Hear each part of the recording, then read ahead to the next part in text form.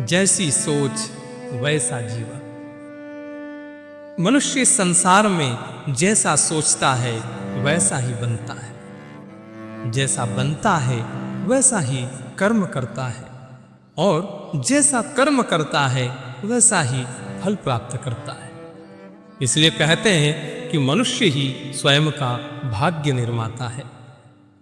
गोस्वामी तुलसीदास जी महाराज ने श्री रामचरितमानस में कहा है, कर्म प्रधान विश्व करी राखा, जो जस करई जो तस फल चाखा। ईश्वर ने मनुष्य जन्म दिया, सोचने समझने के लिए बुद्धि दी, कर्म करने के लिए इंद्रियां प्रदान की, साथ ही संपूर्ण शरीर को नियंत्रित करने के लिए मन एवं आत्मा का निर्माण किया। अब यदि इस शरीर की कार्य प्रणाली को समझें तो होना यह चाहिए कि हमारी आत्मा एवं मन के बीच एक संतुलित व्यवहार होना चाहिए। लेकिन जरा सोचो, हम पहले इंद्रियों से कार्य करते हैं, उसके बाद विचार करते हैं और फिर अंत में आत्म विकास पर ध्यान केंद्रित करते हैं। तब तक तो जीवन का 75% समय समाप्त हो जाता है। देखो, आजकल यही हो रहा है। आदमी पहले कर्ज से गाड़ी खरीदता है, कर्ज से पारिवारिक कार्यक्रम करता है, उसके बाद जब उसे पता चलता है कि इसका रख रखाव, किश्त आदि का निर्वहन बहुत ही मुश्किल है, तब वह विचार करना प्रारंभ करता है। अब आप ही सोचिए कि अब विचार करने से क्या फायदा। अब तो जो कर्म बिना विचारे हो गया है उसका फल भोगना ही पड़ेगा। यदि वही व्यक्ति पहले आत्म विकास करता, अपने मन में चिंतन करता, तो शायद उसे प्रथम चरण में ही उत्तर प्राप्त होता कि अभी मुझे इस वस्तु की आवश्यकता नहीं है। या फिर यदि वह वस्तु आवश्यक है भी तो यह उत्तर प्राप्त होता कि इसे खरीदने का सही समय अभी नहीं है, थोड़ी व्यवस्था बना ले, उसके बाद कार्य करें। यदि वह ऐसा करता तो 90% संभावना बनती कि वह इस मुसीबत से, इस समस्या से बच जाता। मनुष्य की यही तो सबसे बड़ी समस्या है।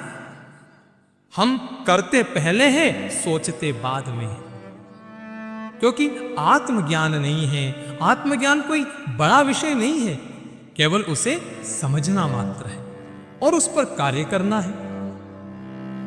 ईर्ष्या, अहंकार, क्रोध, लालच, मोह, यही तो है हमारी सबसे बड़ी और गंभीर समस्याओं की जड़। इन्हें नियंत्रित करना बहुत ही आवश्यक है। अब हम फिर से उपरोक्त उदाहरण पर चर्चा करें तो पता चलेगा कि जब व्यक्ति का सामर्थ्य कार खरीदने का नहीं है या किसी कार्यक्रम को विस्तृत रूप से करने में वह असमर्थ है, तो फिर उसने हठ से कर्म क्यों किया? इसका प्रथम कारण तो है ईर्ष्या। उसके पास है, मेरे पास नहीं है। मन में जलन के भाव होना, दूसरों से तुलनात्मक अध्ययन करना, मन में द्वंद्व होना, द्वेष होना, यही तो ईर्ष्या है। दूसरा कारण है अहंकार। मेरे पास कार नहीं है तो मेरा सम्मान खराब हो जाएगा। मैंने यदि कार्यक्रम बड़ा आयोजित नहीं किया तो लोग क्या कहेंगे। कभी कभी तो मोहवश भी ऐसी स्थिति निर्मित हो जाती है। घर परिवार के लोगों ने कहा कि आजकल तो यह वस्तु परमावश्यक है, होना ही चाहिए, तो बेचारे ने परिवार का मन रखने के लिए कदम उठा लिया। इसके साथ ही उसे यह भी लगा कि यदि यह वस्तु लाकर मैंने नहीं दी तो परिवार के लोग सोचेंगे कि मैं तो कमजोर हूं। बस ऐसे ही विचारों के कारण इस संसार के 95% लोग दुखी हैं। आत्मज्ञान की कमी, सभी एक दूसरे के साथ प्रतिस्पर्धा करने में लगी हैं। आत्मा को छोड़कर पूरे शरीर का पोषण करने का प्रयास कर रहे हैं, इसीलिए भटक रहे हैं। जिसने आत्म कल्याण का साधन अपना लिया बस वही सुखी है।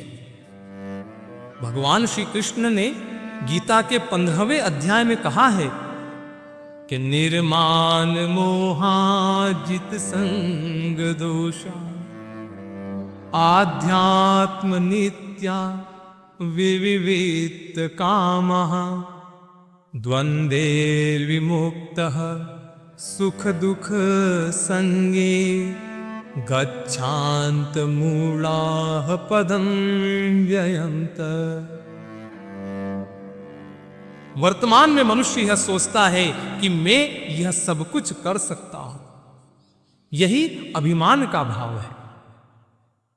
मनुष्य इस अभिमान के कारण अज्ञानी होता जा रहा है और अज्ञानतावश अपने दुख को प्राप्त होता है।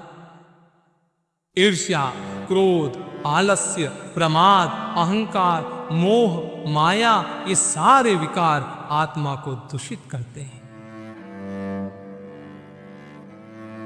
मनुष्य इसी को अपना जीवन मान बैठा है। यदि जीवन जीना है, यदि जीवन का आनंद लेना है तो सबसे पहले अपने अंदर से अहंकार को खत्म करिए। लोग क्या कहेंगे, इस बात को अपने अंतर मन से निकाल दे, सुख स्वयं आ जाए।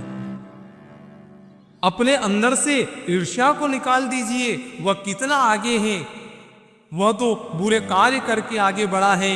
ऐसे विचारों को अपने मन एवं आत्मा से बाहर कर दीजिए, आप भी चिंता से मुक्त हो जाएंगे। इसीलिए कहते हैं कि करे बुराई सुख चहे, कैसे पावे कोई, बोवे पेड़ बबूल का, आम कहां से हो। आनंद स्वतः आ जाएगा, आलस्य का त्याग करिए। हम सोचते ज्यादा हैं, करते कम हैं। मैं कल कर लूंगा, इस आदत से दूर हो जाए, कर्म में लिप्त हो जाए, एक दिन आप भी जीवन में सफल हो जाएंगे।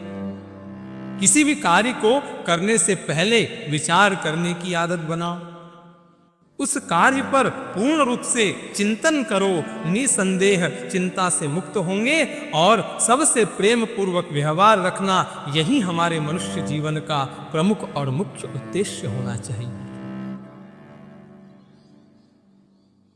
कपिल भगवान अपनी माता से कहते हैं कि माता, चंचल ही मनः कृष्ण, प्रमाथि बलवद दृढ़म, तस्याहम निग्रहम मन्ये, वायोरिव सुदुष्कर। ये सांसारिक विचार हैं, ये सांसारिक बंधन हमारे मन में भटकाव उत्पन्न करते हैं। यही हमारी मुख्य समस्या की जड़ है। कपिल भगवान कहते हैं कि माता, मन को वश में करना वायु को वश में करने के समान है, इसलिए मन को वश में करो। और मन को वश में कैसे किया जा सकता है? इसे आत्मज्ञान, भगवत स्मरण, योग इत्यादि साधनों से ही वश में किया जा सकता है। सबसे पहले उपरोक्त साधनों से हमारी आत्मा को समझना जरूरी है, क्योंकि जब तक हम हमारी आत्मा में बैठे विकारों को दूर नहीं करेंगे, हमारी भावनाएं जब तक शुद्ध नहीं होगी, तब तक ईश्वर प्राप्ति असंभव है। इसलिए कहा जाता है कि भगवान भाव के भूखे हैं। जो ऊपर मैंने विकार बताया, ईर्ष्या, द्वेष, अहंकार, मोह, माया, यही तो भाव है। हमारी भावनाएं ही हमारी सोच का निर्माण करती है। अब आप ही सोच कर देखिए कि जैसी हमारी भावना होगी, ईश्वर उसी रूप में हमें प्राप्त होगा। मन में यदि अहंकार के भाव से भगवान को पूजेंगे तो ईश्वर भगवान हमें उसी रूप में मिलेगा। गोस्वामी तुलसीदास जी ने भी कहा है कि जाकी रही भावना जैसी, प्रभु मूरत देखी तिन तैसी। जैसी हमारी भावनात्मक प्रक्रिया होगी, वैसा ही हमारा मन बनता है। उसी मन के आधार पर हमारी चैतन्य बुद्धि का निर्माण होता है और उसी बुद्धि के अनुरूप हम कर्म करते हैं और अंत में उसी कर्म के अनुसार हमें फल प्राप्त होता है। इससे यह भली भांति समझ आता है कि हमारी आत्मा के विकार ही हमारे सुख, दुख, आनंद, चिंता आदि समस्याओं का कारण बनते हैं। इसलिए अपनी आत्मा पर कार्य करो। खुद पर विजय प्राप्त करने का प्रयास करना चाहिए, दूसरों पर नहीं, खुद को जीतने का प्रयास करना चाहिए। निश्चित ही सफलता रूपी ईश्वर हमें प्राप्त होगा। अपनी सकारात्मक भावनाओं को पहचानने का प्रयास करना चाहिए। देखिए, विभीषण ने सकारात्मक भावनाओं के बल पर श्री राम को मित्र के रूप में पा लिया। रावण ने नकारात्मक विचारों और भावनाओं के बल पर श्री राम को शत्रु के रूप में पाया। श्री राम तो एक ही हैं, लेकिन दोनों भाइयों को अपनी आत्म भावनाओं एवं सोच से अलग अलग रूप में भगवान प्राप्त हुए। अतः अपने भावों को सुधारना हमारा प्रथम कर्तव्य होना चाहिए। सकारात्मक भावनाएं सकारात्मक सोच उत्पन्न करती है और सकारात्मक सोच हमारे सुखी जीवन का निर्माण करती है। इस प्रकार कपिल भगवान ने अपनी माता को ज्ञान, ध्यान, जीवन के दुख, गर्भावास के दुख, भक्ति आदि का ज्ञान दिया।